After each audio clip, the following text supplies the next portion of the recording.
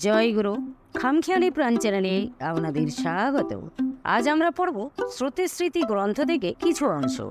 জয় গুরু। ৩রা কার্তিক, শনিবার, ১৩৩০। আজ বর্ধমান জেলার ইচ্ছাপুর গ্রামের তারকনাথ বন্দ্যোপাধ্যায়, হুগলি জেলার ধোপাপাড়া গ্রামের রামসন্ন্যাসী বন্দ্যোপাধ্যায়ের দীক্ষা হলেন। ঠাকুর রাত্রে তাদের উপদেশাদি দিলেন। তার পূর্বে তাদের জিজ্ঞাসা করলেন, তোমরা বৈদিক সন্ধ্যান্নিক করো? তারা উত্তর দিলেন না। ঠাকুর জিজ্ঞাসা করলেন, কেন করো না? তার কারণ কি বলতে পারো? তারা কোনো উত্তর দিলেন না, চুপ করে রইলেন। ঠাকুর বললেন, ব্রাহ্মণের বৈদিক দীক্ষাই দীক্ষা। এ দীক্ষা সাধনা করতে পারলে আর কিছু দরকার হয় না। আজকাল কলিযুগে বৈদিক দীক্ষার ঠিক ঠিক সাধন হয় না বলেই এই তান্ত্রিক দীক্ষা নিতে হয়। তান্ত্রিক দীক্ষা ভক্তিপর। তন্ত্রের মতে জপে সিদ্ধি, মন্ত্র জপ। গুরুদত্ত বীজমন্ত্র জপে সিদ্ধিলাভ হয়। বীজমন্ত্র আর ইষ্ট অভেদ জ্ঞান করতে হয়। যেমন একটা কাঁঠালের বীজ, তার মধ্যে গাছটি অপ্রকাশিত সূক্ষ্ম অবস্থায় নিহিত আছে, আবার গাছের মধ্যেও বীজটি সেইভাবেই রয়েছে। কাজেই গাছ ও বীজ অভিন্ন। এর নাম মন্ত্রার্থ। যোনি মুদ্রা যোগে এই মন্ত্র জপ করতে হয়। জপ করতে করতে কুলকুণ্ডলিনী দেবীর চৈতন্য সম্পাদিত হয়, তখন মন্ত্রের চৈতন্য হয়। মন্ত্রার্থং মন্ত্র চৈতন্যং যোনিমুদ্রাং ন বেত্তি য শতকোটি জপে নাপি তস্য বিদ্যা ন সিদ্ধতি।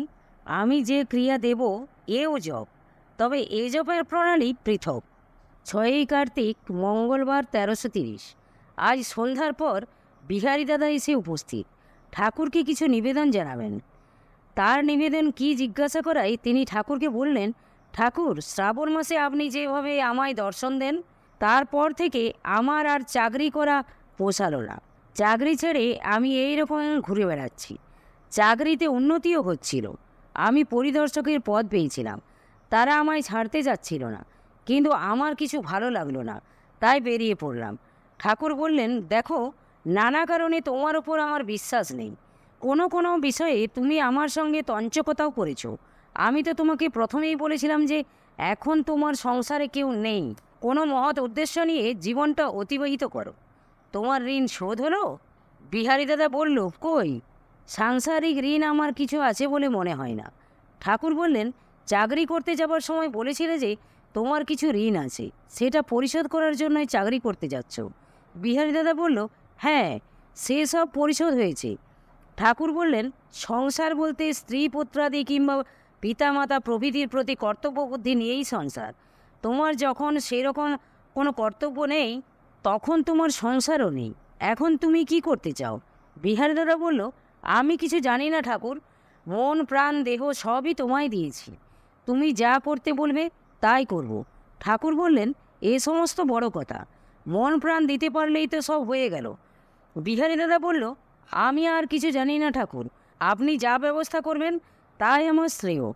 ঠাকুর, আমি প্রকৃতই পাপী। গুরু ভাইয়েরা বলেছেন যে আমাকে গুরু ভাই বলে পরিচয় দিতে লজ্জাবোধ হয়।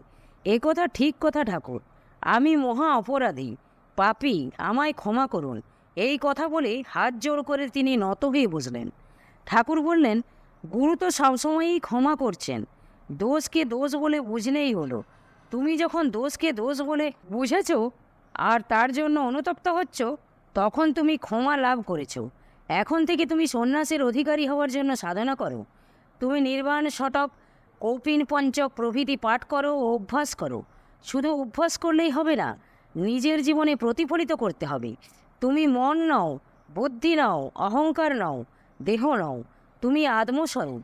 তুমি বালক নও, যুবা নও, পৌঢ় নও, বৃদ্ধ নও, তুমি কৃশ নও, রুগ্ন নও, পুষ্ট নও, তুমি চিদানন্দ শিবস্বরূপ। তোমার জাতি নেই, কুল নেই। তোমার এই দেহ ব্রাহ্মণাদি বর্ণের ঘরে জাত হয়েছে বলে তুমি ব্রাহ্মণাদি জাতিত্বের মিথ্যা আরোপ করছো। তুমি নিজেকে এই দেহ বলে মনে করছো বলেই এই অভিমান। তোমার এই দেহটাই শিশু ছিল, বালক হয়েছিল, যুবা হয়েছিল। দেহেরই পরিবর্তন হয়, দেহই পৌঢ় ও জরাব্যাধিগ্রস্ত হয়। তুমি যা তাই আছো, সবসময় এরকম মনে করবে, আর কর্মক্ষেত্রে তাই ফলাতে হবে। মনে করবে তোমার জন্মও নেই, মৃত্যুও নেই। এই শরীরটাই জন্মায়, আবার ধ্বংস হয়। শরীর ধারণ করেই তুমি আবদ্ধ হয়ে পড়েছ। শরীরটা শেষ হওয়ার সঙ্গে সঙ্গেই তুমি মুক্ত হবে, কিংবা এই শরীরে থেকে জীবন মুক্ত হবে। আগে থেকে কেউ সন্ন্যাসী হয় না। আমি এদের কাকেও সন্ন্যাস দিইনি। মনে সন্ন্যাস হলেও সন্ন্যাসের সংস্কার দিইনি। বৈষ্ণবদের ভেগ বলে যে কথা, ওটা নকল কথা। শাস্ত্রীয় কথা হচ্ছে সংস্কার। শৈব, শাক্ত, বৈষ্ণব, গাণপত্য এসব উপধর্ম। এ থেকে শত শত শাখা প্রশাখা বেরিয়েছে, কিন্তু সন্ন্যাস ধর্মই প্রকৃত সনাতন ধর্ম। এই যে এত সাধু দেখতে পাও, সকলেই তাদের সন্ন্যাসী মনে করে, কিন্তু তা নয়। এর মধ্যে খাঁটি সন্ন্যাসী খুব কম। রামানন্দী, বিষ্ণুস্বামী, বল্লভাচারী, মধ্যাচারী, নিমায়িত প্রভৃতি বৈরাগী, তান্ত্রিক, নানকপন্থী, কবিরপন্থী এবং এদের শাখা প্রশাখা সবই উপধর্মাশ্রিত সম্প্রদায়। সন্ন্যাসী হতে হলে নিন্দা স্তুতি সমান জ্ঞান করতে হবে, মান অপমান ভুলতে হবে। এই দেহাত্মবোধই তো যত গোলযোগের কারণ। এই দেহ হতেই কুলশীলাদির বন্ধন হয়েছে। তা থেকে অহংকার, অভিমান, মান অপমান, নিন্দা স্তুতি সব এসে পড়েছে। সন্ন্যাসী বলেই যে তোমার গৃহীর কাছে একটা দাবি আছে, এ কথা ভুলে যেতে হবে। তুমি পরমুখাপেক্ষী, পরান্নভোজী, পরপ্রত্যাশী, তোমার আবার দাবি দেওয়া কি? সন্ন্যাসীর অভিস্পৃত কিছু থাকবে না, তোমার অপ্রাপ্য কিছুই নেই। অহংকার নিবৃত্ত হলেই সব জিনিস সুলভ হয়। আবার সন্ন্যাসী সমস্ত ত্যাগ করেছে বলেই তার মান সম্মান, তাকে রাজার চেয়ে আদর শ্রদ্ধা ভক্তি করে। সকল অবস্থায় স্থির থাকতে হবে। শ্রদ্ধা, ভক্তি, মান অপমান, নিন্দা স্তুতি সকল অবস্থায় মনে প্রাণে অচঞ্চল থেকে সব গুরুপদে সমর্পণ করতে হবে। সত্যকে আশ্রয় করে, ধর্মে লক্ষ্য রেখে সব কাজ করে যেতে হবে। সব যাক, সর্বস্ব নষ্ট হোক, দুনিয়া রসাতলে যাক, সত্যকে ছাড়ব না। এই দেহ নষ্ট হবে, হোক না। আমার কর্মের সঙ্গে সঙ্গে তো দেহপাত হবে। দেহপাত হলেই আমি মুক্ত হলাম, এই ভাব সবসময় জাগরুক রাখতে হবে। কর্ম করে যেতে হবে। বিনা কর্মে মানুষ থাকতে পারে না। এ কর্মই আমাদের বন্ধন বা মুক্তির কারণ হয়। ন মে পার্থাস্তি কর্তব্যং ত্রিষু লোকেষু কিঞ্চন নান বাপ্তং বাপ্তব্যং বর্ষ এব চ কর্মণি। কর্ম, অকর্ম, কুকর্ম, সকাম বা নিষ্কাম কর্ম ইত্যাদি নানা প্রকার কর্মের ভেদ হয়েছে।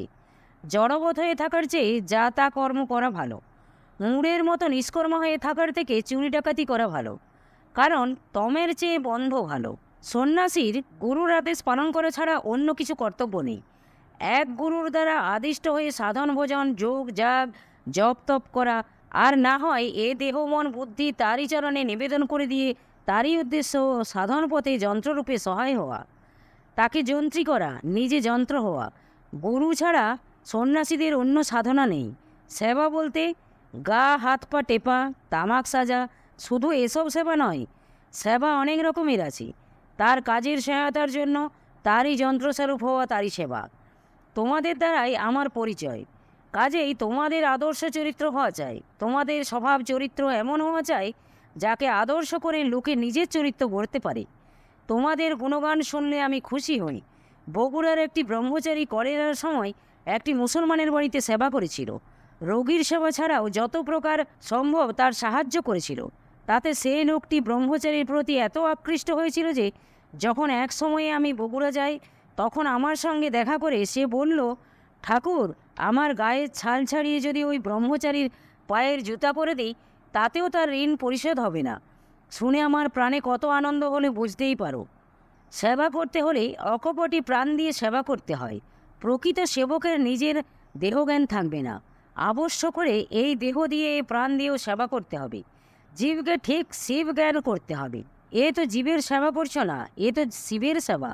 সেই প্রকৃত সন্ন্যাসী যে জীবন্তে মরা হয়েছে, যে জীবন্তে মরেছে, তার আবার মৃত্যু ভয় কি? সত্য লাভের জন্য সবসময় নিজেকে প্রস্তুত রাখতে হবে।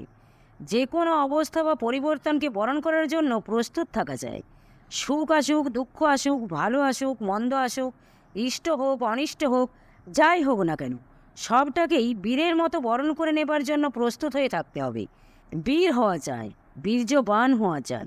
এখন তুমি হয় কোনো আশ্রমে থেকে কাজ করতে পারো, না হয় নিজে যেমন একটি আশ্রম করার চেষ্টা করেছিলে সেই রকম একটি আশ্রম করে বসোগে।